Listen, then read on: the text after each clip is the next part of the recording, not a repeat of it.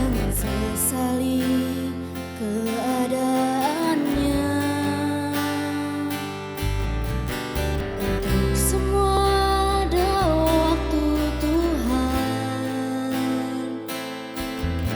Tetap setia mengandalkannya.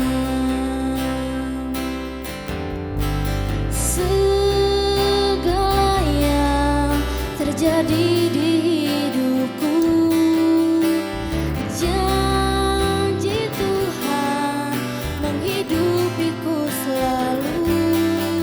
Ku yakin percaya ada waktunya Tuhan, semua akan indah pada waktunya.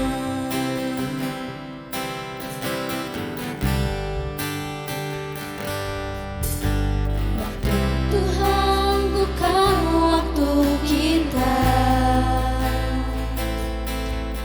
Jangan sesali keadaannya. Untuk semua ada waktu Tuhan. Tetap setia mengandalkannya. Segala yang terjadi di hidupku, janji Tuhan menghidupiku selalu. Ku yakin percaya ada waktunya Tuhan, semua akan indah pada waktunya. Segala yang terjadi di hidupku, janji Tuhan menghidupiku selalu. Ku yakin percaya ada waktunya Tuhan, semua akan indah pada waktunya. Segala yang terjadi di hidupku, janji Tuhan menghidupiku selalu. Ku yakin percaya ada waktunya Tuhan, semua akan indah pada waktunya. Ku yakin percaya ada waktunya Tuhan, semua akan indah pada waktunya. Ku yakin percaya ada waktunya Tuhan, semua akan indah pada waktunya.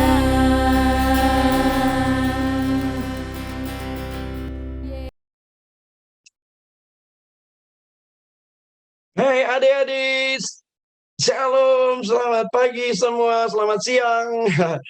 Berjumpa lagi kita sama-sama dengan kakak. Kok pakai kacamata ya? Coba copot dulu kacamatanya. Copot dulu dong kacamatanya. Coba sebentar. Kacamatanya copot dong. Iya. Oh, kenapa pakai kacamata? Mau cerita ya? Oh iya, mau cerita. Kakak mau cerita. Mau lihat tuh apa gambar yang di belakang? Gambar yang di belakang ada ikan paus. Coba lihat baik-baik. Ada ikan paus nih. Kalau ada orang mau masuk ikan paus dalam lautan, berarti orang itu masuk laut dan mau dimakan ikan paus. Siapa ya dia ya? Siapa dia? Nah, ini dia ceritanya. Memang kita mau dengar cerita firman Tuhan, lalu belajar dari firman Tuhan, lalu kemudian adik-adik belajar dari firman Tuhan ini. Adik-adik harus tahu, oh iya, aku nggak mau seperti siapa ya dia? Ada yang tahu? Yang dimakan ikan, masuk dalam perut ikan, lalu dia nangis di dalam perut ikan, lalu Tuhan kasihan sama dia, lalu 3 hari kemudian dia dimuntahkan lagi keluar dari perut ikan. Siapa dia? Mengapa Tuhan masukin dalam perut ikan? Siapa apa yang dia sudah lakukan sampai dia harus masuk perut ikan? Oh, siapa dia? Ayo, iya benar-benar. Ya, kakak sudah dengar, ada yang dengar tadi. Yunus. Ya betul Yunus. Yunus namanya seorang nabi. Nah, karena itu kita mau cerita tentang Yunus ini. Dia itu sebenarnya nabi. Nabi itu siapa adik-adik? Nabi itu orang yang disuruh Tuhan untuk, dia disuruh Tuhan untuk apa? Untuk melakukan apa yang Tuhan kehendaki. Tapi dia ternyata seorang yang tidak mau taat. Dia anak Tuhan, dia percaya Tuhan. Tapi dia bandel, dia selalu suka marah terhadap orang, apalagi kalau orangnya jahat. Dia juga senang. Ya memang betul gak senang, tapi Tuhan mengasihi orang-orang. Semua orang Tuhan kasih. Yang jahat itu justru Tuhan kasihi. Nah ceritanya gimana? Oke, kakak mau jadi kayak Yunus dulu yang bandel-bandel itu seperti apa ya? Oh, ini bajak laut. Ini bajak laut. Ah, ya ini bajak laut berarti, wah iya ya, penjahat. Oh bukan, Yunus bukan penjahat lah, Yunus bukan penjahat. Atau Yunus itu pakai ini. Wah ini topi, ini topi lulus dari sekolah. Kalau adik-adik lulus SD pakai topi ini, atau lulus TK dikasih topi ini. Ya, namanya penghargaan, atau juga kita boleh menyelesaikan sekolah kita dalam kelas tertentu. Misalnya TK, SD, SMP, lalu waktu lulus kita diberikan piagam atau juga ijazah, tapi disertai dengan toga atau topi ini, melambangkan keberhasilan kita menempuh ujian atau ilmu yang kita pelajari selama 1 tahun, selama 3 tahun, pakai ini. Wah, oh tapi Yunus bukan seperti ini dong kak. Iya benar ya, bukan ya. Yunus seperti apa sih? Atau seperti ini? Wah, kalau gini kan bukan, ini kan juga gambaran penjahat atau apa ya? Ah, jangan ini deh. Ya udah, yang tadi aja pakai kacamata. Nah, ini gambarannya. Yunus ini orangnya sebenarnya dia mau dipakai Tuhan. Suatu hari dia disuruh Tuhan, kamu, Yunus, pergi dong ke sana. Di sana di kota Niniwe banyak orang jahat. Ingatkan mereka, ingatkan supaya bertobat. Mau masuk saja ke kota itu, kota Niniwe namanya. Tapi Yunus ini, dia bilang, kenapa aku disuruh ke sana? Itu jelas-jelas orang jahat. Itu orang jahat, itu anak-anak yang jahat. Kota itu penuh dengan orang jahat. Anak-anaknya kalau di sekolahan, dia jahat. Suka minta-minta. Suka menekan, suka membuli. Jahat, harus dihukum dong. Dia suka mencuri juga, di sekolah suka mencuri. Di mall atau di toko juga pura-pura suka mencuri. Wah, itu jahat. Itu anak-anak yang jahat di sana di kota Niniwe. Suka bantah sama orang tua. Bahkan suka berani memaki orang tua. Wow, ada di antara kita, jangan, nggak boleh ya, nggak boleh ada. Wow, nah adik-adik, mereka tuh orang jahat, maka Yunus ini bilang, jangan Tuhan, jangan diselamatkan. Kalau mau dihukum, hukum aja Tuhan, hukum aja mereka orang jahat. Tapi Tuhan bilang, no, jangan, kamu harus pergi sana. Yunus diam, tapi Yunus kemudian setelah Tuhan ngomong, dia pergi keluar. Dia tidak ke Niniwe. Dia pergi satu kota yang lain. Dia cari kapal. Waktu itu naiknya kapal ya adik-adik ya. Naik kapal. Terus dia pergi ke kota Niniwe ke arah sana, dia nggak mau. Dia pergi ke arah sana. Dia menjauhi kota Niniwe, dia cari kapal ke sana. Nah, dia naik ke kapal, dia tenang-tenang, ya sudah, aku nggak mau dah, terserah deh. Ya terserah Tuhan lah, Tuhan kan kalau mau hukum saja. Tapi Yunus ini tidak taat sama perintah Tuhan. Dia tenang-tenang di kapal itu. Lalu di kapal itu dia tidur di bawah. Dia cari tempat, dia nggak mau tahu. Pokoknya dia tinggalkan, dia nggak mau nuruti Tuhan. Dia pergi ke Tarsis, adik-adik namanya. Ke kota itu yang jauh dari Niniwe. Dia tidur, enak-enak. Tapi tiba-tiba, begitu banyak orang-orang menjerit ketakutan.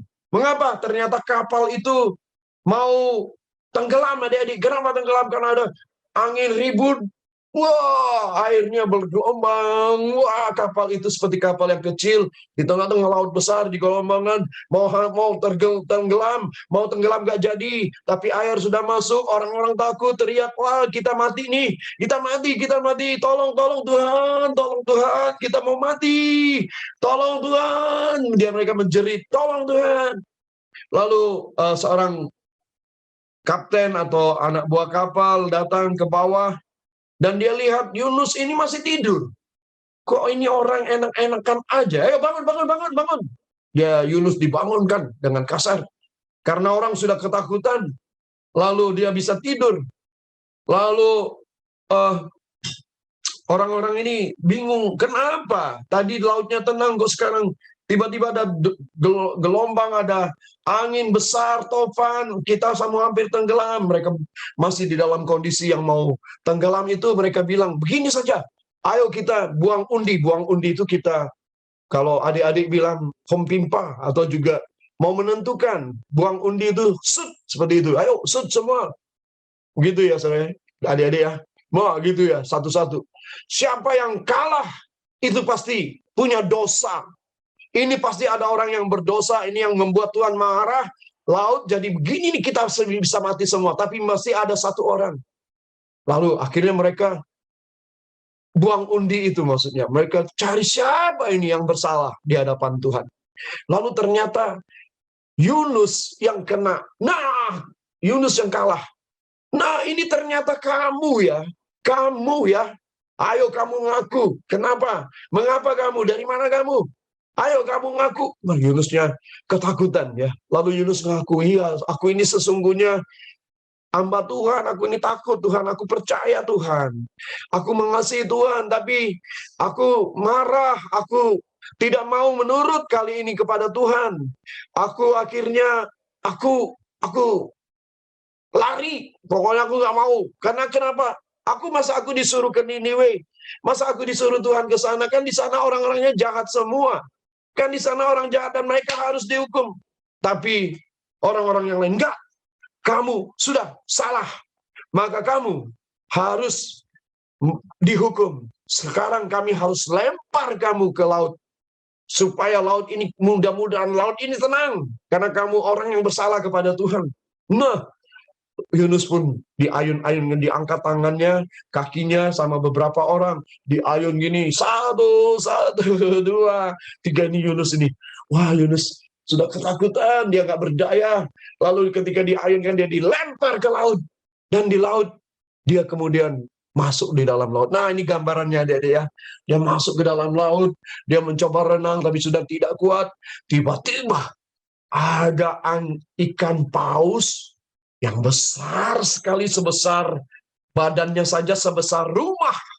Ya bayangkan adik-adik ya, ini nggak kelihatan sepenuhnya, tapi badannya sebesar rumah, dan dia menelan Yunus. Yunus ditelan, masuk dalam mulutnya, masuk dalam perut ikan. Wow, muat ya? Oh muat dong. Perut ikan itu besar seperti rumah ini. Dia masuk di sana. Lalu di mana? Di sana apa yang terjadi? Ya bau dong. Amis, ya amis, karena makanan-makanan ikan masuk di perutnya semua. Bau sekali. Waduh, Yunus coba bertahan. Bisa bernapas. Ada rongga-rongga di mana Yunus masih bisa bernapas. Tapi dia bau, dia kedinginan juga, tenggelam di dalam bau yang busuk-busuk dalam perut ikan itu. Wah, dia tersiksa sekali. Lalu dia berdoa kepada Tuhan. Tuhan, ampuni aku Tuhan, aku salah Tuhan, aku salah Tuhan. Lalu kemudian akhirnya dia berdoa, nggak kerasa. Selama berapa hari adik-adik? 3 hari. Wow, 3 hari lama kan? Ya, misalnya hari Jumat, Sabtu, Minggu. Woi, ditelan ikan hari Jumat, masih di dalam perut ikan hari Jumat, hari Sabtu belum keluar lagi, masih di dalam perut ikan hari Sabtu, hari Minggu, aduh, hari Minggu, puji Tuhan adik-adik, kemudian Tuhan mendengar doa Yunus. Lalu ikan paus itu disuruh Tuhan juga. Ternyata ikan itu dipakai Tuhan ya untuk menangkap Yunus, dan kemudian ikan itu kemudian memuntahkan Yunus. Nah, akhirnya apa adik-adik? Yunus kemudian dimuntahkan. Lalu pergilah dia ke Niniwe, dan dia mulai minta ampun Tuhan, dan dia mulai masuk Niniwe. Tapi itu pun dia tidak dengan sungguh-sungguh. Dia hanya masuk, ayo kamu bertobat ya, bertobat. Kamu nakal. Kamu bertobat, nanti kalau tidak, Tuhan akan murka, Tuhan akan binasakan kota ini. Dengar. Dia sambil marah-marah gitu adik-adik. Ya masuk aja. Dan dia nggak peduli orang itu mau percaya atau enggak. Tapi karena Tuhan yang suruh, orang-orang itu bertobat. Para pemimpin kota bertobat, ayo kita bertobat. Dengar tuh suara Nabi. Dengar, ayo bertobat, nanti kita binasa. Mereka lalu berpuasa, berdoa seluruh kota, minta ampun atas dosa-dosa mereka. Datang kepada Allah, menyembah Allah. Mereka minta ampun, mereka memberikan persembahan. Lalu kemudian apa yang terjadi adik-adik? Kota itu akhirnya tidak dibinasakan Tuhan. Kota itu menjadi aman, orang-orang yang nakal bertobat semua. Tapi Yunus, lagi-lagi Yunus, dia pergi, dia marah. Kenapa Tuhan selamatkan kota itu? Dia masih menyesal. Dia marah, kenapa Tuhan selamatkan sih? Kenapa nggak dibinasakan aja? Padahal setelah Tuhan mendengar doa Yunus, melemparkan, dan Yunus masuk ke Niniwe, Tuhan melawat Niniwe, dan Tuhan mengampuni mereka sehingga kota ini menjadi kota yang aman. Mereka semua bertobat. Wah, itu sebenarnya hal yang luar biasa. Tapi Yunus ini bad boy, anak nakal ya. Dia masih marah juga. Sampai kemudian dia disadarkan. Ya, akhirnya adik-adik ya, akhirnya aja, supaya nggak lama-lama. Akhirnya Yunus ini sadar, dia minta ampun Tuhan juga. Dan dia minta ampun, dia sadar sekali.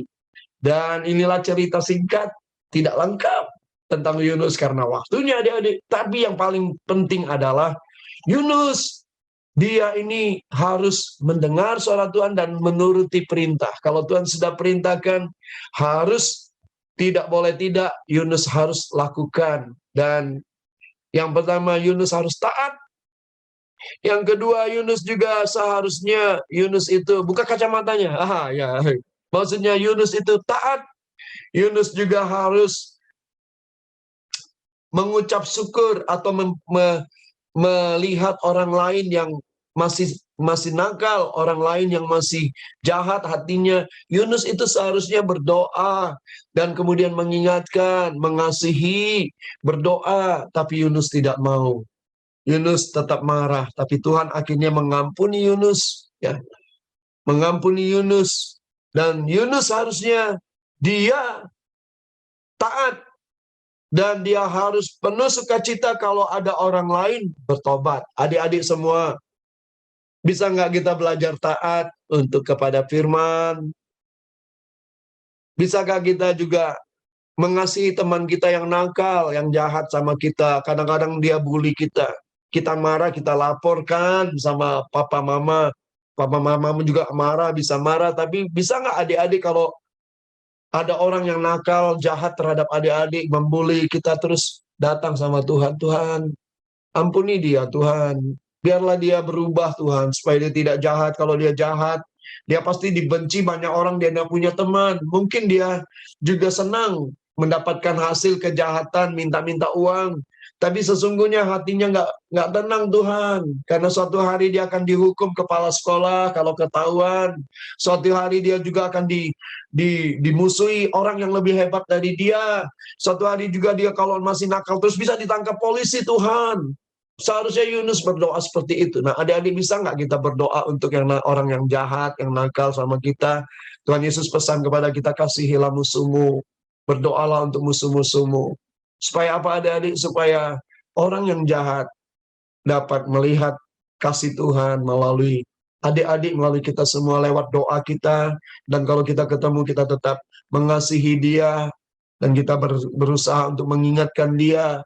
Kamu jangan nakal, nanti kamu menyesal. Dan kita berdoa, adik-adik. Nah, dari hari inilah kita belajar untuk sungguh-sungguh dapat mengasihi orang-orang yang masih hidupnya dalam kejahatan dan mendoakan mereka, dan taat juga untuk memberitahu mereka kalau itu adalah teman-teman kita. Jangan nakal dong, kamu nanti kalau nakal kan kamu nggak suka, jiwa kamu juga gelisah, kamu nggak senang kalau jadi anak nakal, dibenci banyak orang. Ayo, ayo bertobat ya. Bisa nggak adik-adik lakukan? Pasti bisa. Bisa ya. Oke, kita bersyukur atas firman Tuhan dan cerita ini. Tuhan Yesus memberkati adik-adik semua dan menjadi anak yang taat, anak yang dapat mengasihi musuh dan berdoa buat musuh-musuhnya. Amin. Yes, yes, yes. Amin. Sampai jumpa dalam cerita berikut. Tuhan Yesus berkati. Amin. Halo adik-adik, hari ini kita mau buat kupu-kupu kayak gini. Nah, peralatan yang mau kita pakai itu ada kertas origami,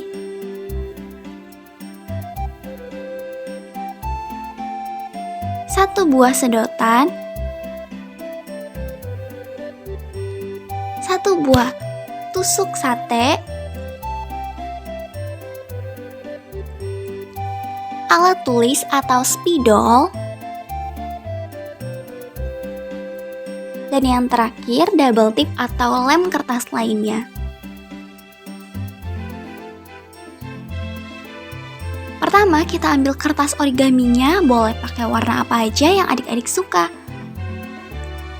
Terus kita lipat jadi 2 bagian kertas origaminya.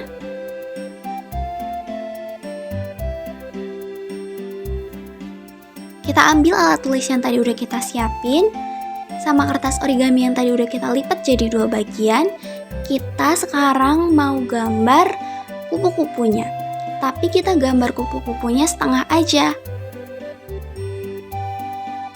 Kita gambar kupu-kupunya kayak gini.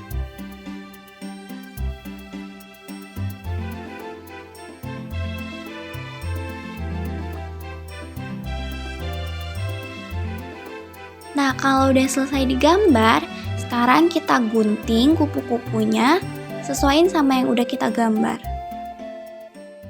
Nah, jadinya kayak gini. Dan kalau kita buka, kupu-kupunya jadi. Sekarang kita taruh dulu kupu-kupunya. Kita ambil tusuk sate yang tadi kita udah siapin, sama lemnya juga. Kita mau tusuk bagian tengah, kita mau bolongin bagian tengah kupu-kupunya kayak gini sampai tusuk satenya bisa dimasukin kayak gini. Terus kita mau kasih lem di bagian tengah kupu-kupunya kayak gini. Kalau udah dikasih lem, terus kita mau masukin tusuk satenya ke tempat yang tadi udah kita bolongin kayak gini. Kita masukinnya sedikit aja. Habis itu kita lipat kayak gini sampai kena lem semua.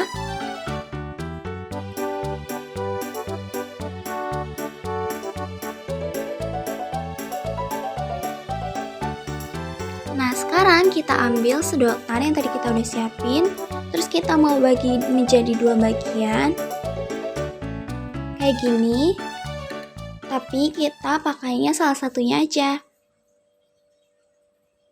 Nah, kalau udah gitu, kita mau potong bagian atasnya nih jadi 2 bagian juga. Nah, kalau udah dipotong jadinya kayak gini. Kita masukin sedotannya ke tusuk sate yang tadi udah kita tempel sama kupu-kupunya.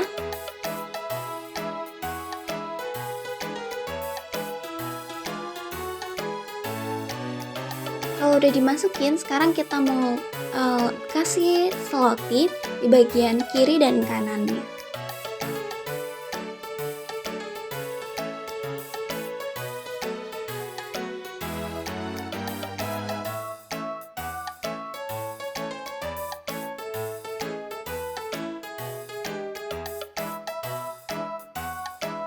Kalau udah selesai dikasih selotip, kita bisa buka sayap kupu-kupunya kayak gini. Terus kita bisa naik turunin sedotannya sampai sayapnya bergerak kayak gini. Nah sekarang kupu-kupu kita udah jadi. Adik-adik selamat mencoba. Oke adik-adik, terima kasih udah mengikuti ibadah online hari ini. Nanti kalau ada ayat hafalan dan lain-lain, jangan lupa dihafalin dan dipraktekkan di kehidupan kalian masing-masing. Terima kasih adik-adik, Tuhan Yesus memberkati. Bye-bye.